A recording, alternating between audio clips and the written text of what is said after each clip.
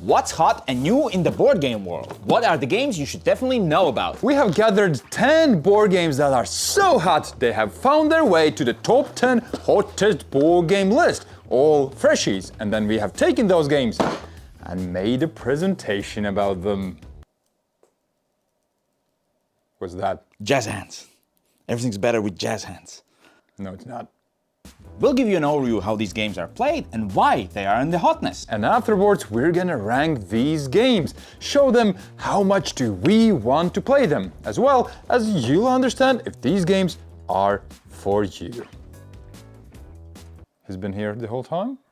So let's get to the important part, the games. Let's start with the 10th hottest board game out there. Which is Lord of the Rings King's Gambit. The King's Gambit. Good that you fixed that. It is based on an older Star Wars game. How does that make you feel that a Lord of the Rings game is going to be based on a... Finally made them it better, huh? Sure. Moving They just on. ran out of good designs, so they have to take them from Star Wars. Star Wars The Queen's Gambit was based on the first episode of the Star Wars, which actually came out fourth. So there's like 4, 5, 6, 1, so fourth. But it's actually first. You know what I mean. In original Queen's Gambit, you are playing 3 battles at the same time, and you want to achieve victories in almost all of them. You mean 2 out of the 3? That's how math works, right? Yeah. So you'll be playing cards that some help you fight the space battle and destroy the ship that controls the droids. Then you're trying to protect the queen and the palace and like propelling yourself on these 3-dimensional boards. And then right behind us, where you cannot see, there is the battle that happens on the Naboo surface. Exciting. 3 battles at the same time. Ah! So how does the new version now differ? The new version, we no idea. We have some just few little snippets of spoilers here and there, so we can see that there's going to be this multi-layered board again. Here's I'm assuming the other battle, right? So here's also some drawings and sketches that we can get out of this, because this game is gonna crowdfund during this year. Sometime, yeah. So it's gonna come out year after that, probably, or even Minimum. maybe later than Minimum. that. But everybody is obviously excited because it's Lord of the Rings, and there's these minis, there's orcs, there's battles, there's epicness. And it's made by Restoration Games, which have brought many games back in different forms and shapes and sizes, and all of them have been successes. And I'm gonna tell you, you know what? This is the most excited I've been about a Lord of the Rings game since War of the Ring. Since I found out about War of the Ring 20 years ago. Cool. We're gonna rank all games on this list based on how much do we want to table them. And this looks epic, this looks like it's gonna be big and so on. And let's place it in the middle so then we can rearrange things. In the middle of top 3. Right here in the middle of top 3. I'll go get it. Moving on to the 9th hottest game, which I'm back. you No. do want to know about. It's right here. See? In the middle of top 3. Done. This is already caught a long time ago. No, I it don't know what isn't. you're trying- And now it's got. The 9th hottest board game is gonna be all about resources and euros, and well, my friends, it's a heavy one. And as you might have noticed, it already came out in 2019, so why Indeed? is it so hot right now? Well, first of all, you have to know about the game itself. It's this heavy worker placement management game where you want to catch some water droplets. And you will be playing these, well, companies or people overlooking these companies and building their own dams and their systems to collect water. This is how the mountains look like. Water droplets will be here, they're gonna drop off and slowly drip down the mountain. And if you have built a dam right here, you will collect that water, and water helps us get electricity. Water helps us film these videos. Yeah, science. But this is a super mean game for those who really like to mess up other people's plans, because, for example, this player has built a bad dam right here, right?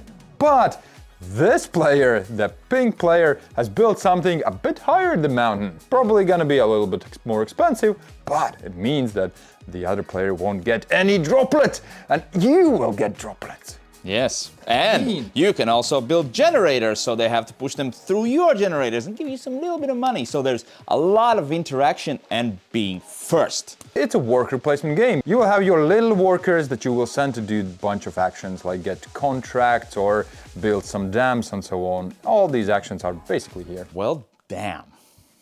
He was waiting for the I was right like moment. 2 slides ago, man. Yeah, Two yeah. slides. And well, what is important, this is the 40th highest rated board game of all time. People like their heavy Euro games, so we know it's good. And then we again come to the question, why, Mr. Yanis? Why is this so hot? Well, because there is a Kickstarter crowdfunding campaign right now that does two things. Number one, gives you an opportunity to get the all-in thing where you can pay just 340 euros and get everything, the big box with all the expansions, with fancy things. Well, it's legendary, or so they say. And also, there is this fan-made content that they made official now with cool cards and components and so on, so you can get all that. There's that things. Well, how cool, actually. Let's go rank it? Yeah. We've played Barrage a few times, but we're not gonna jump straight into the Kickstarter, right? No, we're not. I think the game itself has so much replay value that we're good with the original, yet would love to play it, right? We will never say no to Barrage unless you offer us King's Gambit. So just comparing these two, I'll place it here so you know that it's below there, but we all have all the rights to rearrange these things, don't you worry about it. It is a good game and we never miss an opportunity to mess each other's plans a bit, right? Oh, yes, please. All right. Number 8 on our list is Layers, which is a game that we actually got sent. And we can show it to you how it works IRL. Let's go. Plus also, Janis already played it and he said it's freaking amazing. Hey, stop spoiling. It might should be have been freaking already amazing. there. Why are you listening? Let's go! He's eavesdropping all the time. Very unpolite. Are you ready to head into the dungeon? That's it? That's the... And what are you doing there? And face monsters and traps and try to get some treasure. Now it sounds more enticing. You are this little scared guy heading into a scary dungeon to collect treasure, fight monsters, and hopefully get out alive. Oh, and there's traps. And tons of walls. Before each game, you will create your own secret dungeon that the other player does not know about. You will put down walls, monsters, and of course, treasure. Bling bling. And I forgot about traps. Here's some traps. Oh, traps. During the game, you and the other player will be exploring each other's dungeons, writing down all the traps and walls and treasure, and try to get out before the other player does that. The getting out part. To do any of the actions in the game, you'll be spending cubes. For example, to move, you could spend 2 of these, or the special cube. Which makes you sneak. Yes, you're much more careful. Don't run into traps and monsters right away. And then I guess you make some notes? And you make some notes, because each time you move into a space, the other player will say, there are walls to the north and east, and then there's a monster that's trying to eat you. But take your time, mark it down on the map, and then we'll eat you. Excellent, now he's eating you.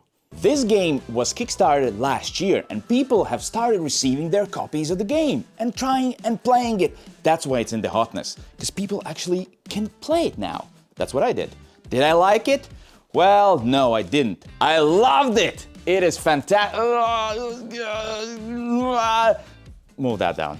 It felt like I was a kid again, playing battleships, where you have to go like B6, hit. Felt like that, where you walk in these little tiles, you mark down where the walls are, and you're trying to be faster than the other player. But only good. But excellent. Also, I forgot to mention, but there's a really cool thing about it. This game introduces tons of rules gradually. After each game, you can open a new box that will give you, for example, stickers that you can place. No, I just didn't rip it off. You can remove it easily, so the other players can play after you.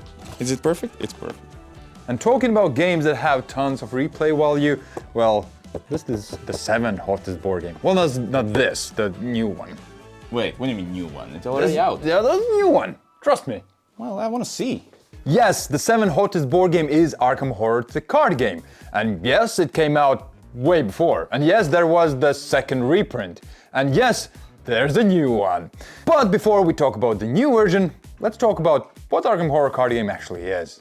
This is one of the most popular board games ever created, and now there will be a new core set. What is it all about? Come a little closer, friend.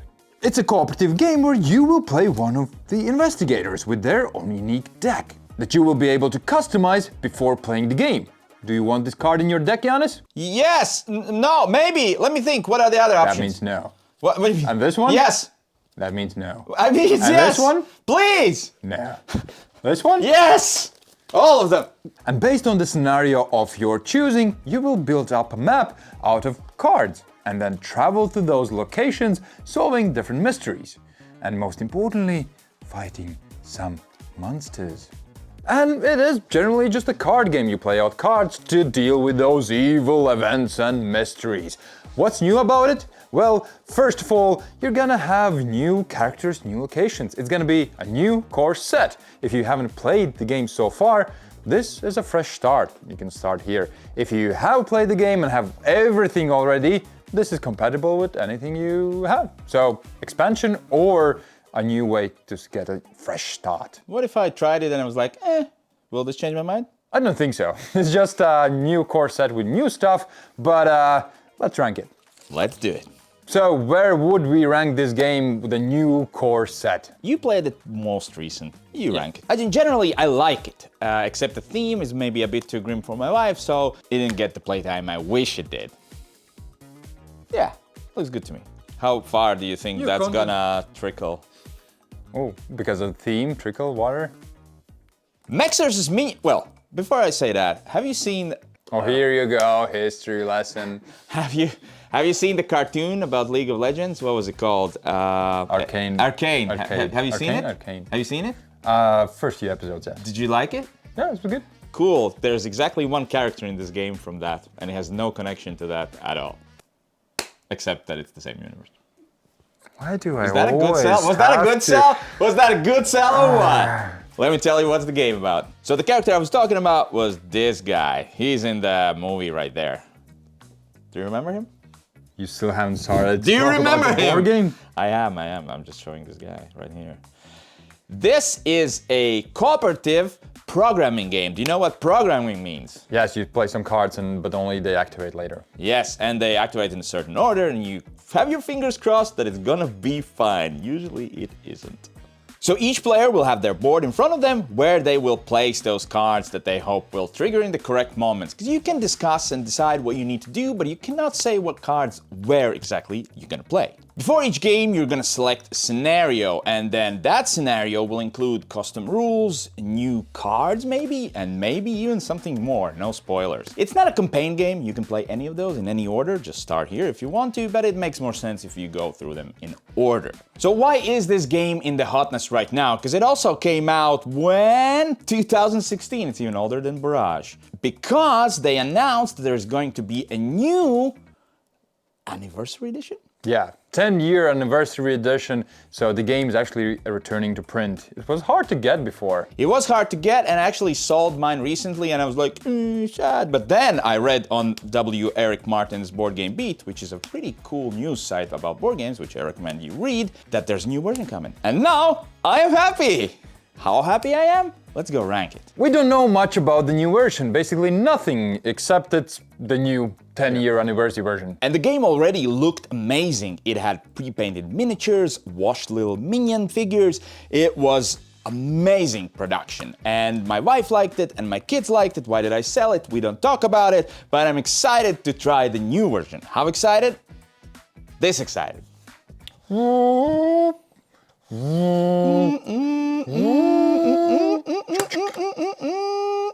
Mechs versus minions. For our fifth game, let's travel to Ostia. Right? Where's Long time ago. It was Rome? Rome? Okay. I think it's Rome. In this game, you are traveling to ancient Rome, to Ostia. You're traveling through the port and the city with your fleet of ships, and then building up, collecting resources and building up. Hey, sounds like a Euro game. Sounds like a Euro game, I was gonna say. But the really cool part is the main mechanism, how the game works. And do you know this Mancala system? I do. It's an old classic game. Now that is older than me. Few things are, but Mancala is. Yes. Because you have these pizza slices, that's your player board. And in each of these fields you have few ships. Well, maybe none if, you move them out. But generally, you will have to pick one of these slices for your action round. And whenever you pick them, you do get resources based on how many ships you have in that slice. So for example, you can get, I think, a bunch of money. One, two, three, 4, 5, 6, because the big ship is big. You get resources for the slice you picked, but then using the Mancala system, you take your little ships and move them 1 space forward. The next ship goes 2 spaces forward. The next ship goes 3 spaces forward, and so on. Or easier, you just grab all of them and just put them one by one until you run out of them. Yeah, but that's kind of harder to explain. No, it's easier. No, it's harder. You decide which is easier to explain.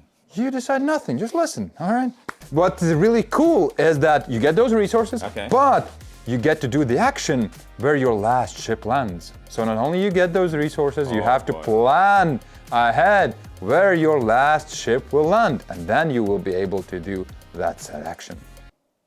I'm making a list of people with whom to never play this game. Because I can see them going like... Yeah, exactly. So you can build buildings that will improve your resource management. You can then build ships and send them to Ostia to explore or get more resources in that way. There's a bunch of actions that you will be able to do in this game, all because you planned well. Or if you're like me, because you left the only action space that you really wanted empty, whatever. Eurogame with a cool Mancala system. Why is it in hotness? So I actually have a slide for it. Why is it in the hotness? Why? No clue. All right. I think there were pre-orders half a year ago, and I think they're finally arriving, so people are actually going to BoardGameGeek, logging them, and so on. So that's Got it. People are playing it, is what that means. Yeah, if I missed anything, let me know in the comments. It's really good, but actually... Yeah, I think so. Number 4 is another older game. Is this the oldest one on this list? Could be. 2004, yeah. Go is an older game that is in hotness right away. It's seen because it has a new version out. And I had to go on internet to check it out. Sorry, I had to do it. I mean, you know I had to do it. I'm sorry, it's a condition. This is what the older version looked like. This is the version I actually played a couple of years after it came out, or a couple of years after Cybus was born. Whichever big event are you looking at. And after this history lesson, here's the new version. And it's in the hotness for 2 reasons. It's right now on Game Phone, so you can kind of try to get it. And also, you can play the new version on Board Game Arena. Woo! Also, I have a question for you and a question for you. How triggered are you by these numbers on the game? So this is like the 30th game in their line. How like, do you want to get the first 29? Does it bother you? Does it have 30 on there? No, I don't care. It doesn't bother me at all as well. It does bother me. It does bother me a lot. I can't put this on my shelf. No, I need to get all of them. But what if I don't? Isn't that their plan? I think it is, and it's working. This is a negotiation game where you will have your little merchant with 5 actions, and you'll be moving those actions around the board. But the key is that out of those 5 actions, you can only take 1 action. And you want to sell the other actions to other people. Hey, you want me to go to this market stall right here?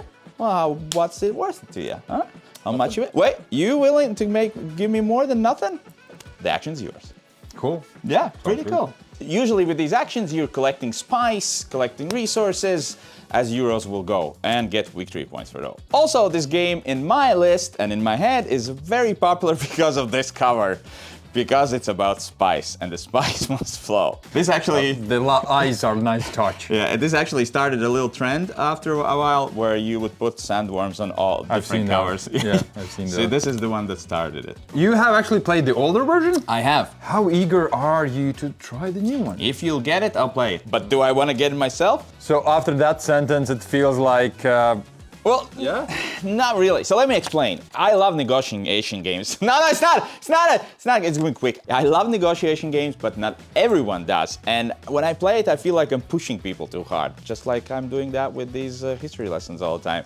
So it's very hard to find the right people to play with. Next game we're gonna talk about is Yotei. It's a mountain in Japan, and you will be able to build your little tiny village underneath it. Not underneath it, it's like next to it.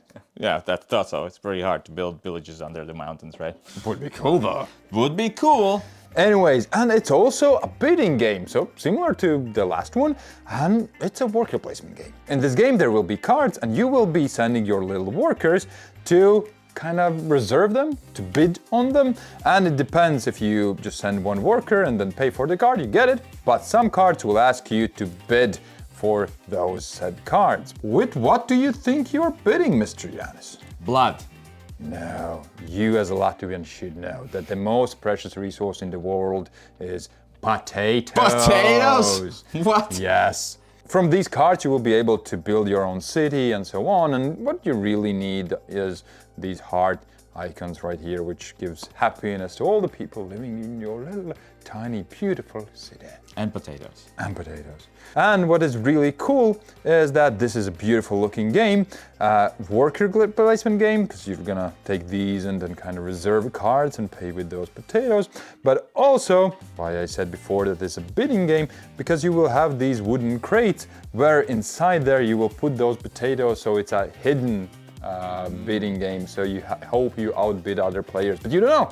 You open that little box, place some potatoes in, and hope for the best. It's cute, it's nice, it looks lovely. How eager are you? Eager? Is that a word? Yeah. Eagerer than Ostia. Really? Yeah. Because I know this is not gonna drag me into the analysis paralysis hell. Yeah, APH. can't relate. What? Can't relate. I would. Because you're the one creating it. Me? What are you talking about? About analysis paralysis hell. Okay, well, where would you put it? You put it. Here? Yeah. Here? Yeah. There? Fine, I'll give you this one. Let's not leave Japan just yet, because the second hottest game on our list is Nippon Zaibatsu. I probably not pronounced it correctly, but we'll just have to live with it. I'll have to live with it.